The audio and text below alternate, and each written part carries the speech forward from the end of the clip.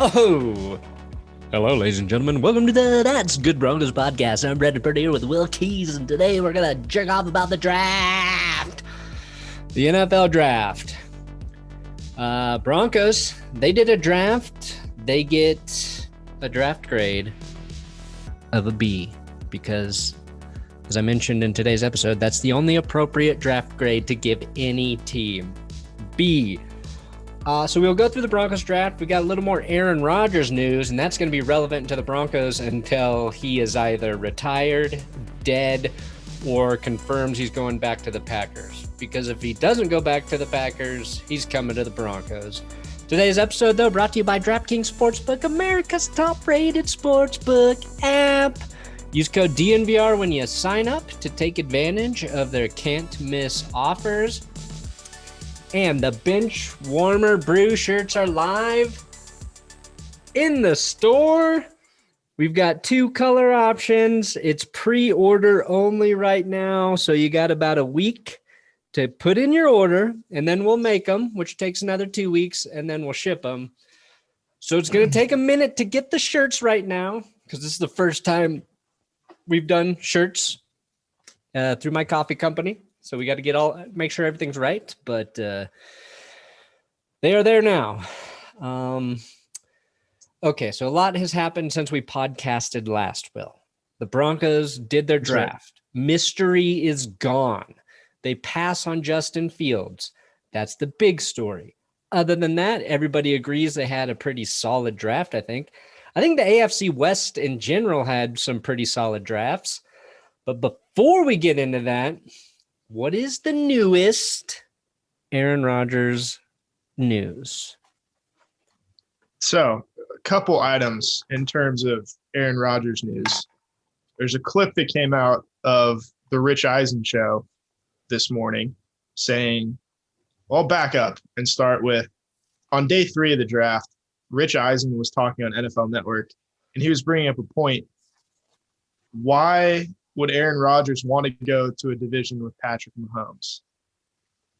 Because he's not a coward, talk. Rich. It's loser talk. He's not Tom Brady. He's not a coward.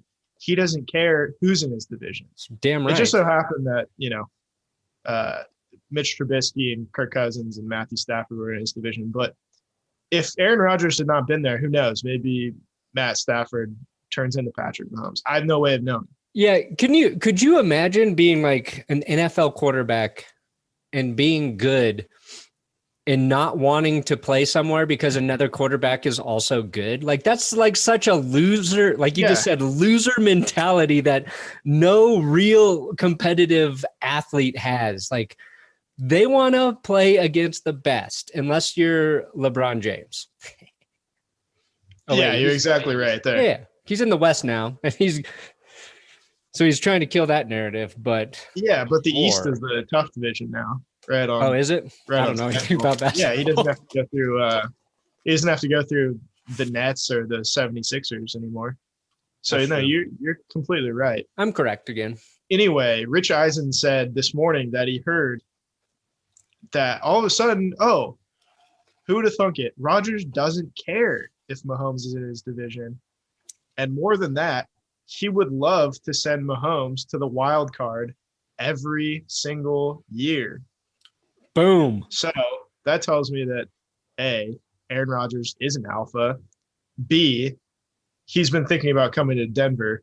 C, slightest possibility that Las Vegas could be in the running.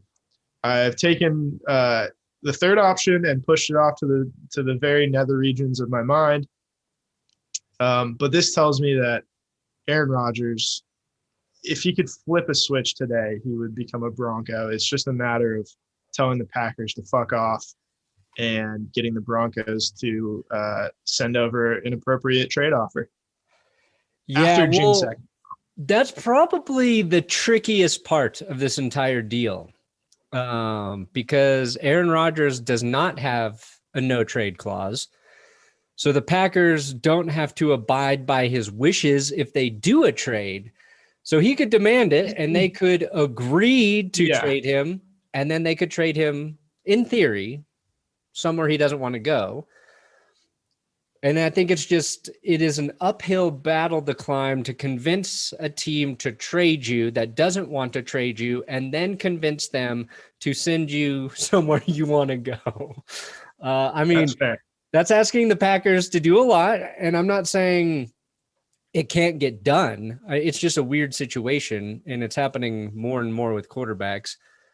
But that said, like, if Green Bay is going to send him somewhere, better send him to an AFC team than NFC. Like, Totally. When do the Broncos play the Packers this year? No, they won't play him for another 2 years. Okay, yeah. So you don't have to really worry about seeing him in the regular season for another 2 years, and unless the Broncos Packers get that weird new 17-week schedule based on records or however the hell they do it. No idea how that works. It's all just, it's all Chinese to me at this point. I want to make another point, and it's that something that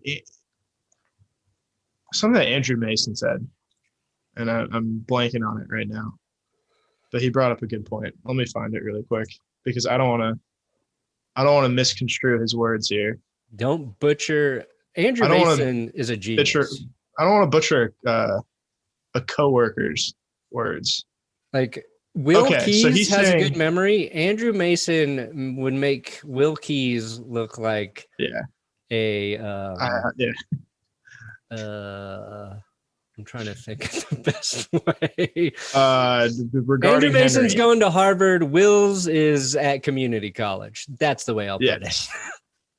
So he said, if the Rodgers situation comes down to him being traded to the Broncos or the Raiders, it's not a matter of whether George Paton can afford to part with the compensation it would take to get Rodgers. It's whether he can afford not to. Meaning you have to make that trade, because if you don't make that trade and the Raiders get him, you're doubly fucked. Oh, yeah. You're all of a sudden, you're bringing a squirt gun into a four-way fight with Patrick Mahomes, Justin Herbert, and now Aaron Rodgers. Who's the best of them. I don't want to be in that division as a team. No, I would prefer to just move up north to the CFL. Yeah. We would have to be Buffalo Bills fans full time if that happened, and witness protection probably would require some sort of witness protection.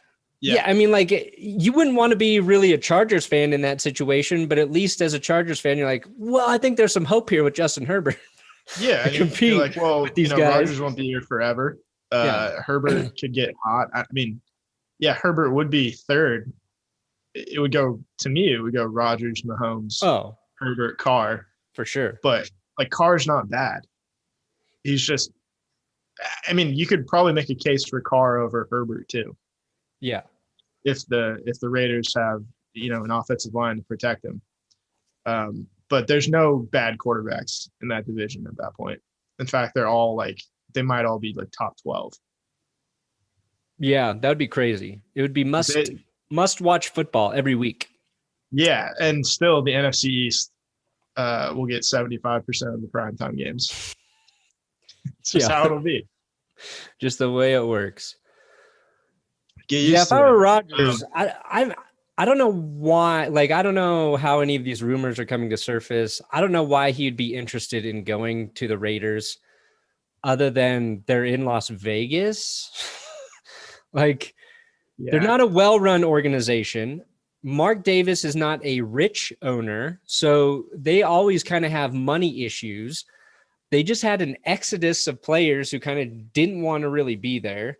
Gruden and Mayock have a bad track record in both the draft and free agency. What is Aaron Rodgers' biggest complaint about the Packers?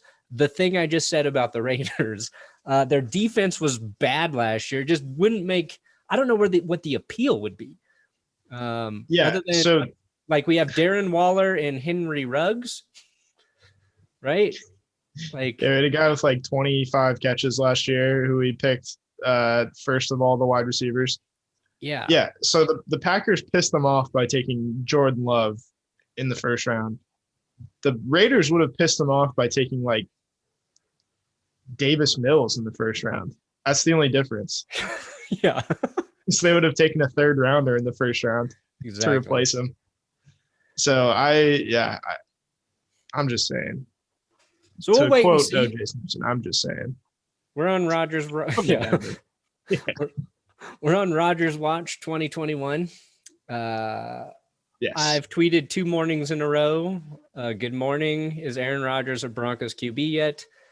The amount of people telling me June 1st, June 2nd, June 3rd is really funny. I know when the actual trade might happen, and keep telling me those numbers. I like the idea of it happening like while you're asleep too, like 2 a.m. Yeah. That's what it should happen. Did it? Yeah, that would be tight. All right. So, speaking of quarterbacks, the Broncos pass on one at pick number 9. I think I'm going to try to get Adam Rank on next week to talk about Fields. Ooh. Maybe. Because they went to his Bears. I talked myself into Fields completely when I thought the Broncos would have a chance to get him. Yeah. And I'm talking myself out. I'm talking myself way out of Fields. Yeah. I don't think he's going to be good anymore. He throws with his arm. He struggled way too much against Indiana and Northwestern. Let me start with this little tidbit. The Broncos selected their second safety of the draft, Jamar Johnson, in the 5th round. He's projected to go like rounds 3 to 4. So everybody agreed this is really good value. He had 4 interceptions last year in a shortened 2020. 2 of them against Justin Fields. Wow. I mean, I know I wrote it in the episode, but what a good like public relations pick by the Broncos. Because everybody's like, oh, Jamar Johnson. And then you watch his tape and you're like, oh, he totally tricked Justin Fields like twice. It's like, oh, maybe like this guy's awesome. And also Justin Fields, maybe not as good as we thought. Yeah, that's what we got to hope for now. We got to hope. Yeah. Well, sorry, Justin, but we are going to be rooting for you to fail in Chicago so we feel better as Broncos fans. I mean, you hate to say it, but yes. Yep. I mean, once Aaron Rodgers gets here, I don't care how Justin Fields does. Rodgers gets here, Fields can be a Pro Bowler. I don't care.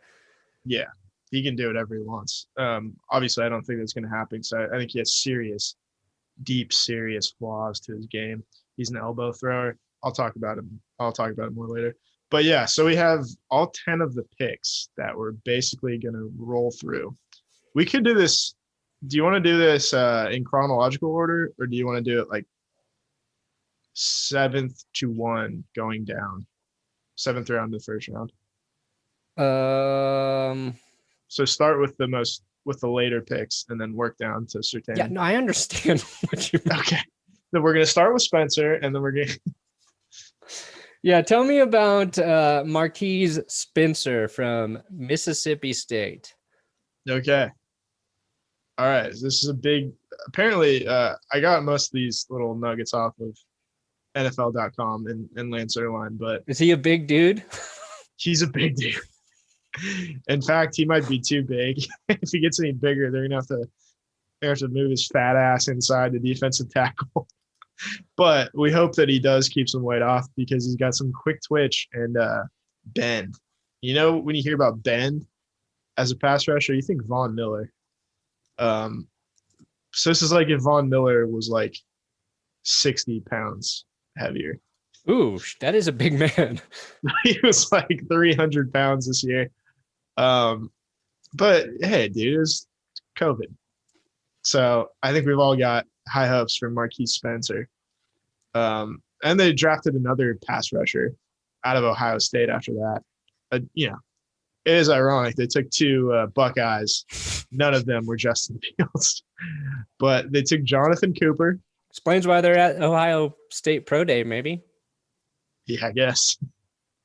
I guess so. Justin Fields throwing to Jonathan Cooper? Maybe. Yeah. He was actually the last guy in Daniel Jeremiah's top 150 to come off the board, and that was round 7, pick 11. So that makes me feel good. Good value. Yeah, he led Ohio State. This is kind of crazy to me, but he led Ohio State with just 3.5 sacks last year. Yeah, that's low.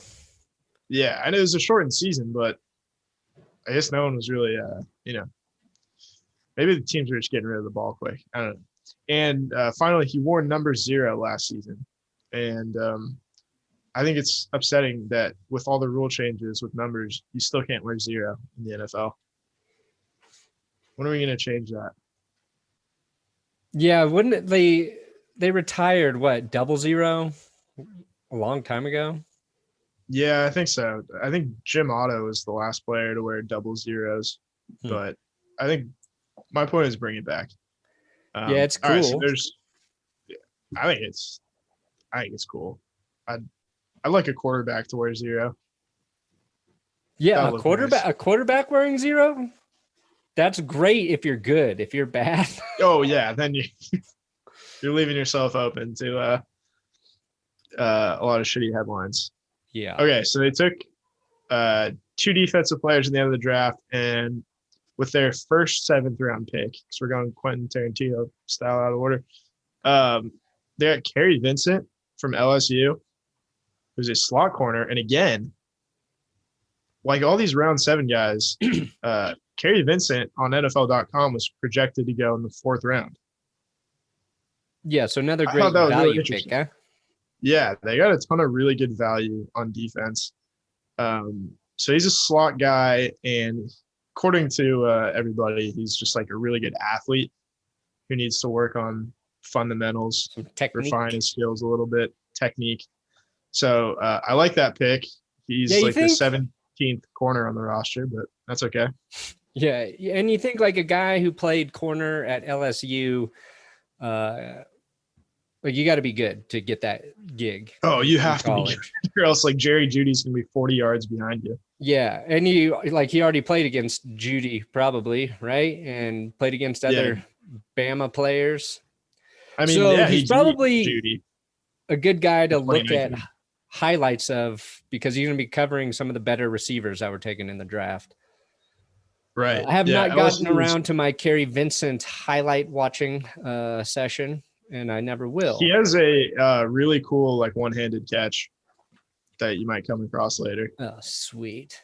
Yeah. His tape is pretty exciting for a 7th round pick.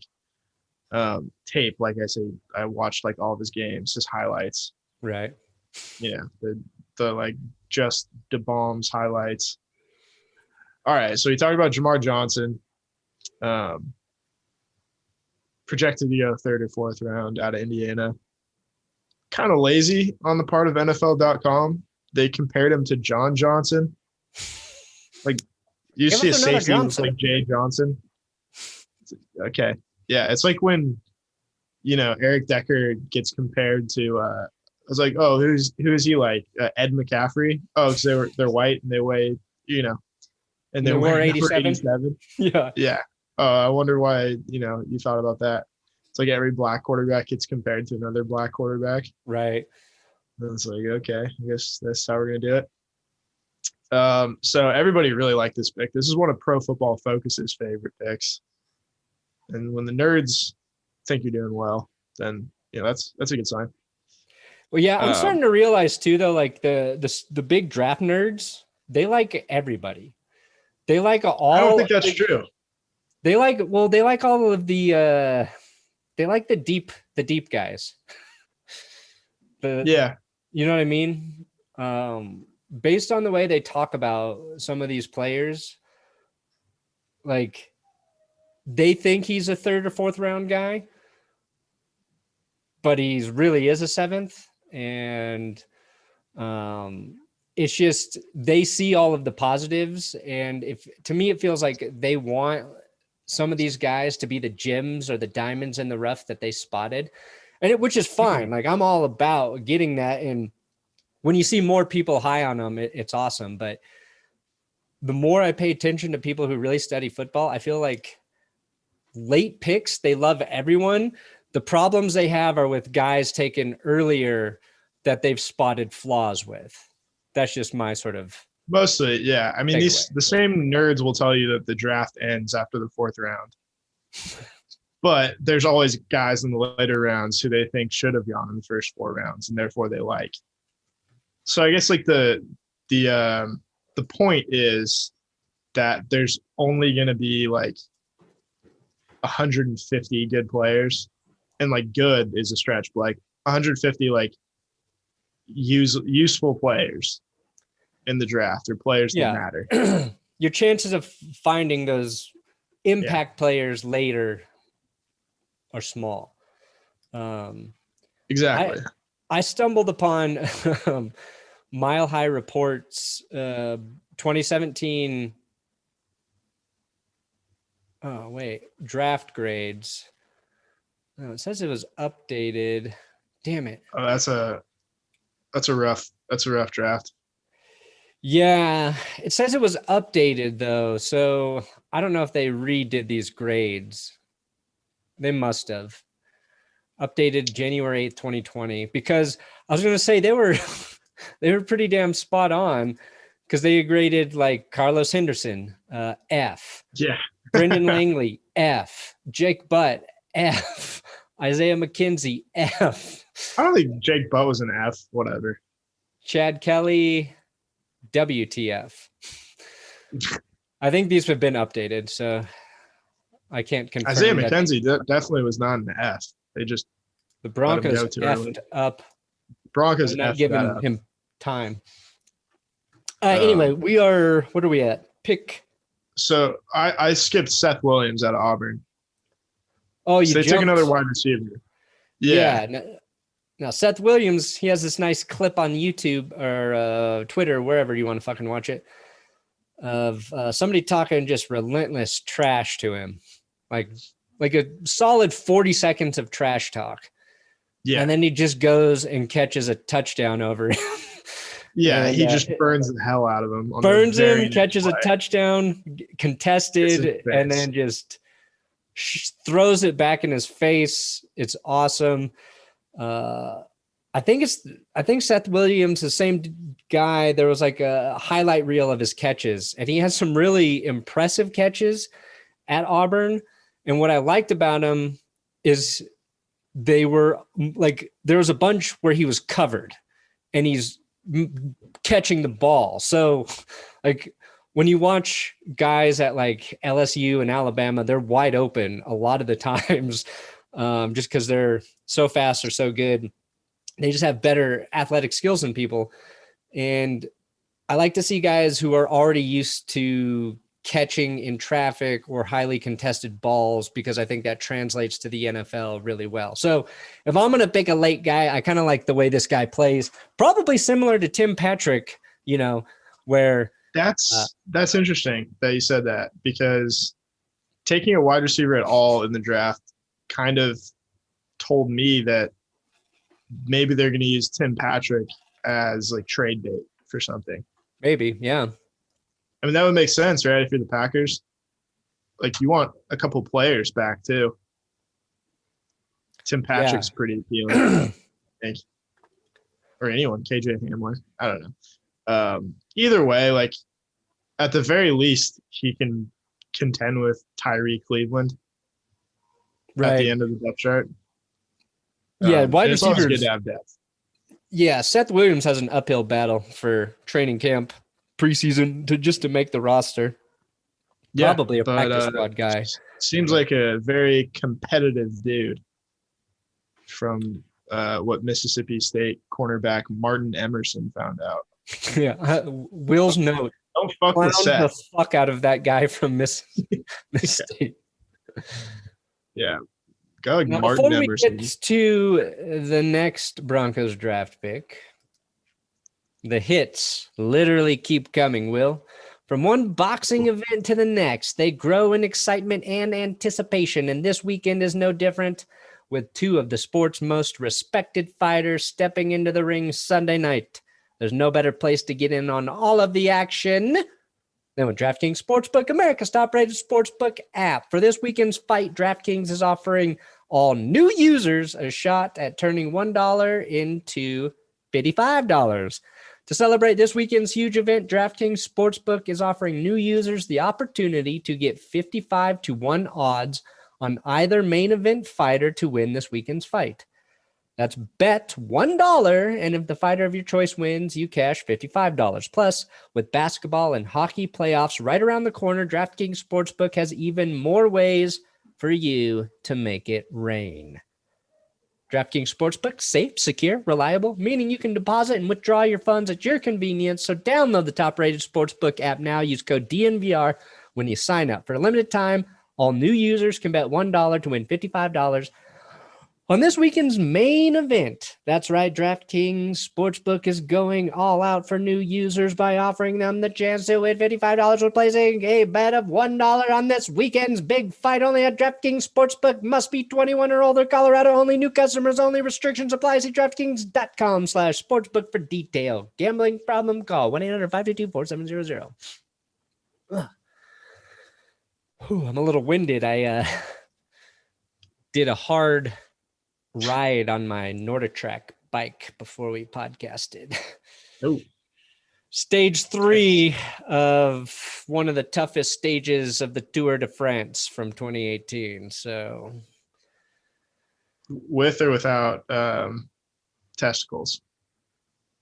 I mean, I still have mine. I used them, I think. I sat on them. Well, yeah, those guys have to have the most fucked up balls of all time. How hard are you supposed to sit on your balls to be a good bike rider? They should really build. Maybe they already do, but they should be flat. Ball cutouts in bike seats. Don't you think? Yeah, I don't know. I guess not everybody's got the same balls, so yeah. Probably difficult, but it feels like someone could make $1 million doing that. While you're talking about DraftKings, I found a tweet from the DraftKings Sportsbook via our friends at the Game Day. They have odds on what team Aaron Rodgers will play for in the 2021-22 season. Packers are first, -150. That's fair enough. Broncos, second, +200. Tight. Then you got the Raiders +600, and it keeps getting smaller. Saints, Panthers, Dolphins, Washington, 49ers, Seahawks, Browns, Texans, Patriots. Yeah, I mean, here's what makes the trade really weird, right? You don't draft Jordan Love as the Packers if you don't really like him.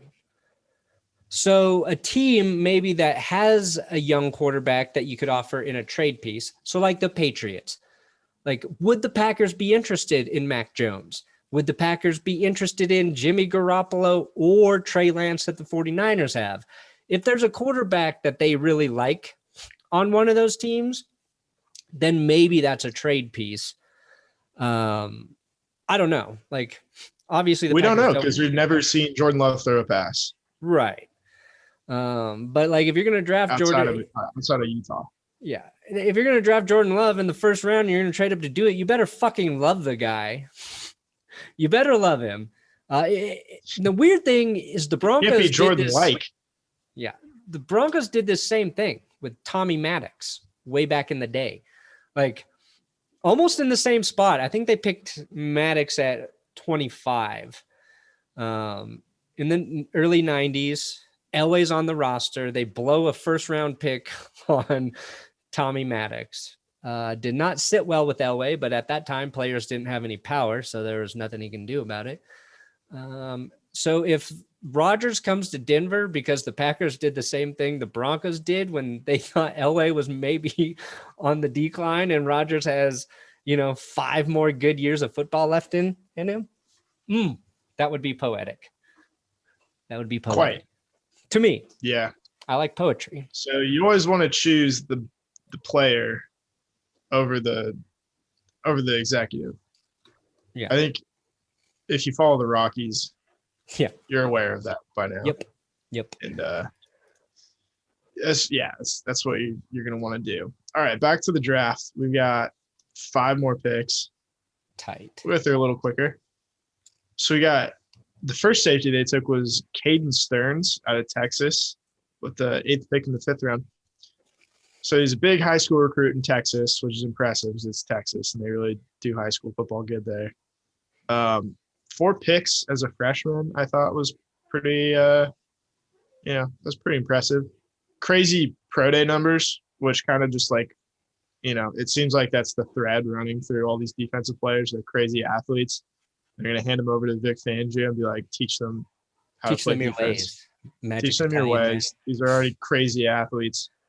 He did have a problem missing tackles, but he's gotten better a little bit. That's very, very big no-no for Fangio. Very big no-no. You got to tackle. You got to tackle. Got to tackle, guys. But these guys like Jamar Johnson and Caden Stearns are not necessarily going to be on the field right away. It's like in 2016, you draft Justin Simmons and Will Parks when you already have TJ Ward and Darian Stewart. So you just kind of let these guys get better. Right. And I mean, you're basically looking at your Kareem Jackson replacement with one of these guys. And I think Brett Coleman was really excited about the Jamar Johnson pick. Like, he really likes Jamar Johnson and was saying, like, I wouldn't be surprised if this is the guy that replaces Kareem Jackson in Denver. And he's not going to, after like a year with the team, like, he's not going to miss a beat stepping in that role, from Coleman. And like, I like Coleman. I like the way he does his film study and his videos. So, those are back-to-back picks. I don't know who's better, but I know the value for Johnson people are really excited about. And Stearns did have some knocks on tackling from what I remember seeing on like draft day and watching, the NFL Network. Certainly was not watching ESPN with Booger McFarland and Mike Greenberg on the calls. Mike Greenberg, when Mike Gullett goes up to make the pick, it's just kind of sad. Yeah, no, when it's like NFL Network does this great job, I think. And Daniel Jeremiah is like one of the smartest, just best people out there in TV. And you got Rich Eisen, Rich Eisen could be doing anything like outside of sports too. Yeah, and ESPN class act all around. Yeah, class act. Please come on our show. And ESPN tosses out Greenberg and Booger. Yeah. What the fuck are you guys doing? They're going south quickly. And just more Dan Orlovsky. Every time I turn on that channel, Dan Orlovsky is doing something. Yeah, it's an odd choice to put your eggs in the Orlovsky basket. Yeah. In terms of time, it's like Stephen A. Smith is first, and then I think it's Orlovsky coming in second. Yeah. I think they might have Orlovsky on basketball coverage pretty soon.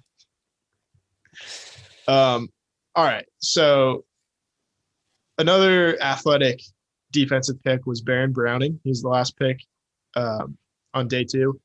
Super athletic, like I said, can play on the edge. So they might play him on the edge. And but Ohio State used him kind of off the ball. And he can play nickel packages too. So this was take an athlete to figure out what we're gonna do with them. This was to me because I thought if the Broncos traded back in the first, they might target a guy like Zaven Collins, who's similar in Baron Browning's this big dude who plays on the edge sometimes, but plays linebacker, actual linebacker as well, and is in coverage. So to me, I thought that was kind of the comp in this draft. My only beef with this pick was the Broncos traded back in the 3rd round with the Saints. And this was literally the last pick of the 3rd round, which means I had to stay up for the entire 3rd round. I didn't do a video that night, but I was writing. You were on the script. I wanted to go to bed. My wife was in bed. And I was like, I'm already this far in. I got to watch the very last fucking pick of this second 4-hour marathon. Other than that, seems all right. I had the same exact complaint. I was watching I had to leave, but I was watching the draft with my dad, like the day we were actually like able to watch with each other. And like, okay, the pick's coming up, and they just keep trading back, and then trading back's like, all right, well, I have to leave now. So he better be good. He better be worth the wait, is all I'm saying. Okay, so the only offensive lineman they took was another guy everybody loves. It's Quinn Meinerz. Star of the guard, draft almost. Center. Yeah. I think he's the second highest D3 player ever picked. Wow. Don't quote me on that, but like I think Ali Marpet is the first one, and the Bucks took him a long time ago. Yeah, so and he worked out for Tampa. Yeah. Quinn Meinerz comes out of Wisconsin Whitewater, which if you've never heard of that school, then just like the rest of us. Yeah, when Zach Stevens tweeted it, I literally thought it said White Walkers. And I was like, oh shit, this guy, they can't get any better for this guy. This big belly beast, also a White Walker. I was like, I'm going to have so many jokes for it. And then I read it with my working brain. I was like, oh, that makes a lot more sense. I mean, it's a pretty cool like name regardless. Wisconsin Whitewater. Yeah, I'm sure it's not that exciting of a school. They expect him to play center. So, like, I thought this was interesting because people think he's going to play really early, but there's not any, like, big gaping void in the interior offensive line. Like, you got Reisner at left guard. Center, you got Cushenberry, who I think got a lot better as the year went along. Yeah, it took a while for Cushenberry. It takes a while, but if you watch like those later games, he starts opening up holes in the run game and doesn't get killed in pass protection. And then you got Graham Glasgow, who I thought played perfectly fine last year. But you got a guy like Netane Mute, who's strong as hell and can just destroy guys in the run game.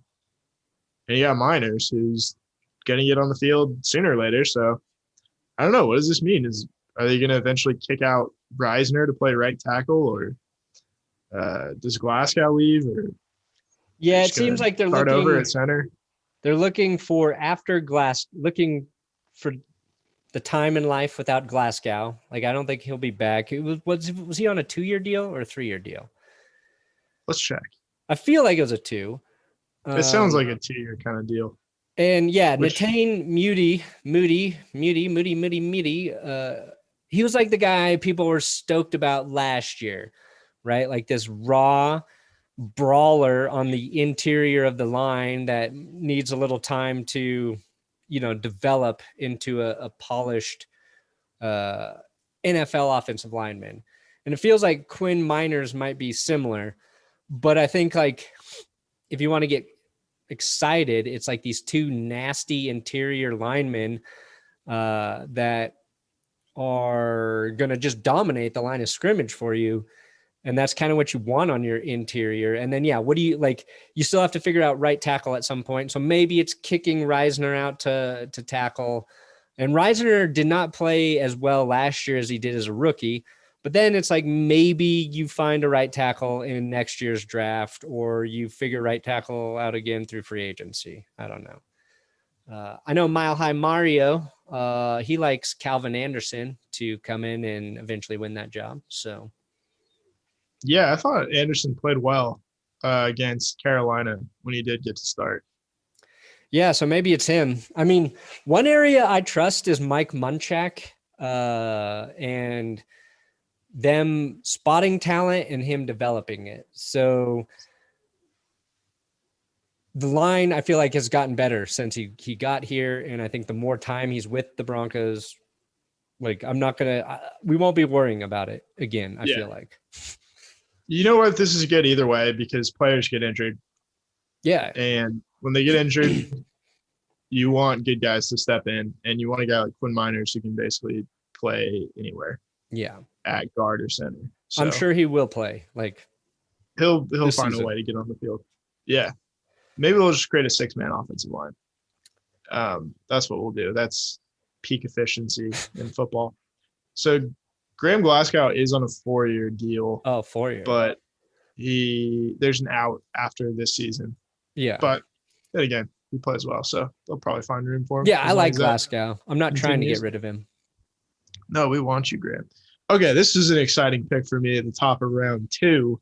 Fudge, yeah. The Broncos trade up for Javonte Williams, running back out of North Carolina. A lot of people thought he was the best running back in the class over Najee Harris and Travis Etienne, who got picked in the first round.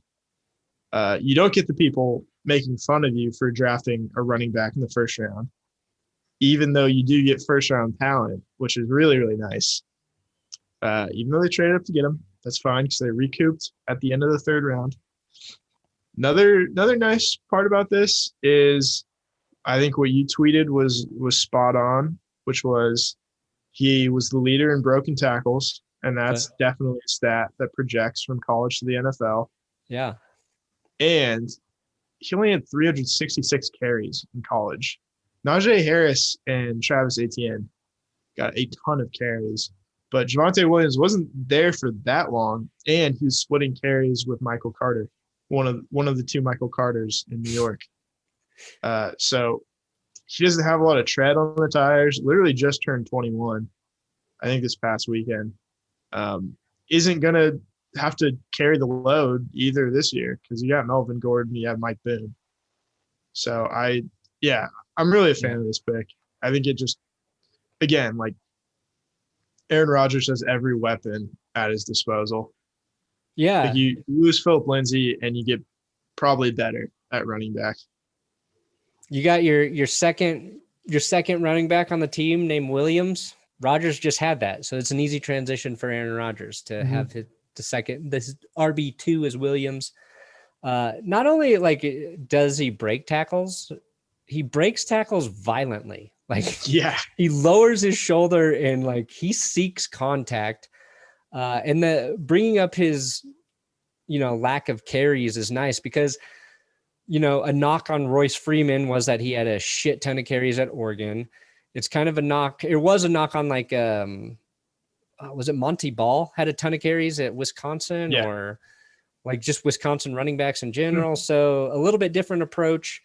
And I like Javonte Williams because I got lucky in my when we were writing the biggest, pros and cons of like the top players in the draft. Yeah. Basically said he might actually be the best running back in the draft. I don't know where I got that from. I think I wrote that. Did you? Yeah. I think I said it. Because I probably heard it from someone else. Yeah, I think I read it somewhere. But either way, it makes us look smart when the Broncos take a guy you're high on. But mostly, like, I just wanted to talk about the running back that was kind of in the top that wasn't, Harris or ETN, because like everybody's already talking about him. I was like, oh, this is an interesting dude. And then you see him, you're like, fuck yeah, he's got a style that should get people excited. And he had like 250 something yards in a game where North Carolina ran for 500 yards against Miami. That's absurd. Yeah. They just ran the ball down their throat. Obviously, there's that one highlight against Miami where he puts one of their defenders in the dirt. Yeah.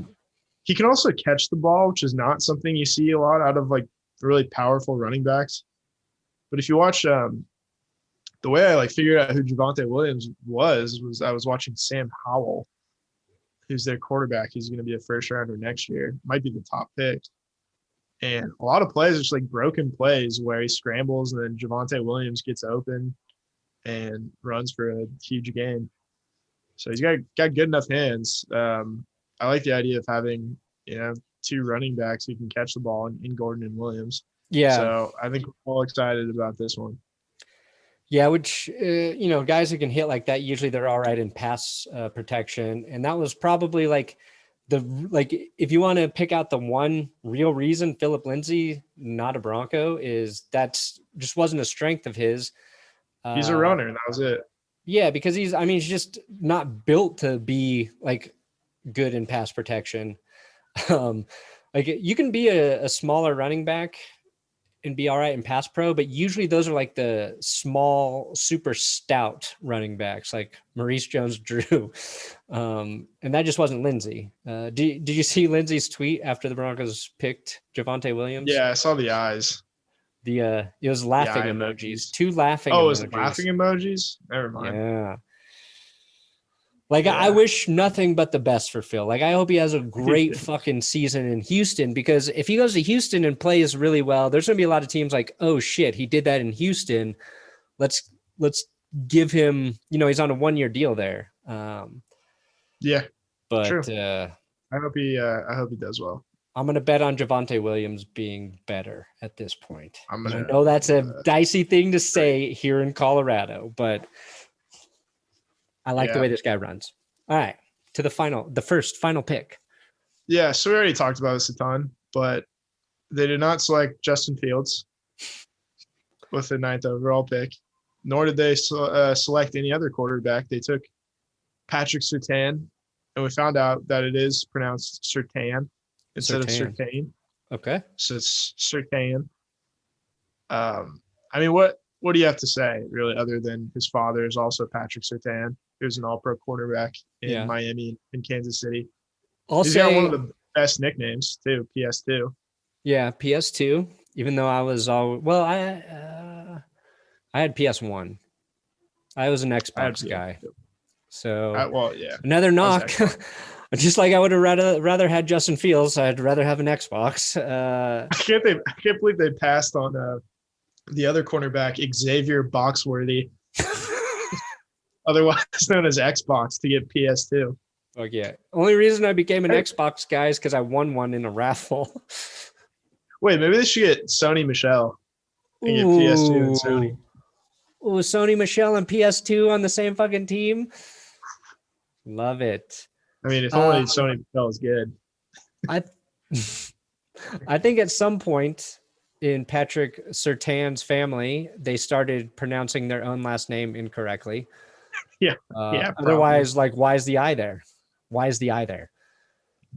Love that the Broncos got Patrick Surtain. I thought this would be the pick at 9. Although, the day before the draft, we started to hear a lot of Rashawn Slater talk. They're going to go tackle at 9. At least I did on Twitter. Saw a bunch of people tweeting they like Rashawn Slater a lot.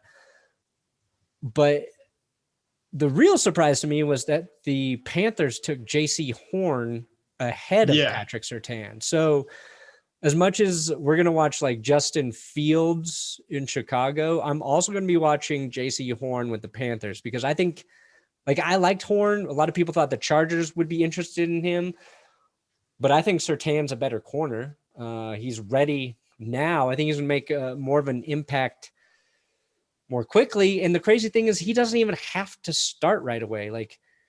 They can really ease him into the secondary, unless, of course, their secondary gets riddled by injuries again. But his dad was good. His dad was very good. Whose dad was better, though? I feel like Asante Samuel was the best corner, or at least in his prime was the most impactful corner, right? He's a ball hawk. Yeah. He picked off a lot of passes. It's going to be hard so if Patrick Surtain isn't better than his dad, I guess that's kind of a disappointment. If Asante Samuel Jr., I don't know if he's expected necessarily to be better than his dad or as good. Yeah, I think I saw Brett Coleman tweeting today that he thought Asante Samuel to the Chargers one of the best picks in the draft, that the scheme fit he likes, and he thinks he's going to be really good there. And I really hope Brett Coleman's fucking wrong about that one. Yeah, he's wrong. I'm not sure what their scheme is, but I disagree with him entirely. I know the Chargers scheme. It's underperform. Yeah, it's get hurt. It's get injured. It's trip on a blade of grass and miss 6 to 8 weeks. That's their scheme is. That's the Bosa scheme. Yeah, that's the Bosa scheme. Be hurt for 6 weeks, but miss eight games. So we should talk about the whole Fields thing a little bit more in that. Like what George Paton said is that they liked Fields, but they just liked Surtain a little bit more. That's just not true. It's not true because if you like them and it's even close, then you're obviously taking the quarterback because they really, really like Surtain, obviously. If it was in the ballpark, then you're obviously going to opt for the quarterback. I just don't think they like Fields at all. And they're not going to go out and say, we didn't like Justin Fields because that's, because they're classy. They're classy. They're classy. It's, you don't trash a guy. You don't trash another man's QB draft pick. But if you want to look at this on the bright side, there are a lot of teams that passed up on Fields that probably could have used the quarterback. So you had Carolina, who said, fuck it, we'll just go all in on Sam Darnold, and picked up his fifth-year option when they very easily could have taken Justin Fields. To some extent, you had Miami, who took Tua last year, didn't play very well, but there's a good argument that he'll get better. They could have started over and said, all right, we'll just take Justin Fields. We'll do the old Josh Rosen, Kyler Murray thing. And then you have Detroit, who said, we might have taken a quarterback if there was one that was higher rated than Penei Sewell. And they're on a timeline where they can take a quarterback this year or next year after they put some of the pieces there already. But I think there are a lot of teams that didn't like him, to be honest. The Giants could have taken him, even though they had Daniel Jones. But it kind of says something when the Bears are the ones that trade up for him. Yeah, I heard Minnesota was going to take him if he made it to 14. For your argument, you could even say Atlanta. Like, people thought Atlanta might be drafting a QB. Totally. To me, it says the Broncos, I think, probably were really interested in Trey Lance. Because there was a ton of talk about the Broncos trading up with Atlanta if their quarterback was there. And I think that was probably real because for a while, people thought the 49ers would take Mac Jones, which would leave Trey Lance available at 4. So I think had Trey Lance fallen, the Broncos would have taken him. And I think you're right. They just weren't high on Fields. I still don't know if that's right. Like, it's just hard not to take a quarterback at that position when you still haven't figured it out yourself. Because if you take Justin Fields and he doesn't work out, you're in the same position you're already in. But at least you gave yourself one more option to explore. And then again, maybe Drew Lock could get better. Drew Lock could be a I think there's middle a lot of the of road QB with the potential to be a top 10 guy in a very good year. But and it's not a slight to Drew Lock. It's just a position where you're looking at, could you upgrade it? And I think there's enough evidence there to suggest that you could upgrade that with Justin Fields, even if there's flaws in his game, because there's flaws in every quarterback's game in this draft. Even Trevor Lawrence, he played his best football really kind of a while ago. So, that's just the QB position. There's so many things that determine whether or not a quarterback's good. But yeah, maybe there's just something they didn't like about Fields. I disagree with that. I'm going to move on though. I'm not going to this to me isn't going to be unless Fields is fucking awesome, then it's going to haunt me. Then it will haunt me. Tough. But even if he's really pretty good with Chicago, I'll let it go. You got to move on with your life. It's also really hard to be good in Chicago for some reason. They don't have a good history. That's just it's called the Windy City. And if you know anything about quarterbacks, kind of a part of it. They don't like throwing in the fucking wind. Ask any quarterback what kind of weather they don't want to play in, and it is wind. Why do you think Buffalo had to draft a guy with literally like the strongest arm in the last 25 years, and he is the only person that could succeed in Buffalo? Oh yeah, because it's windy as fuck, and they need a guy with a rocket arm. Yeah, Josh Allen's the only Someone's gonna quarterback. cut through that wind.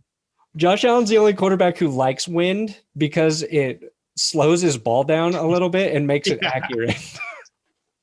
His receivers are like, thank God. Thank God This is about that to gust kill of me. wind didn't overthrow this pass by 30 yards.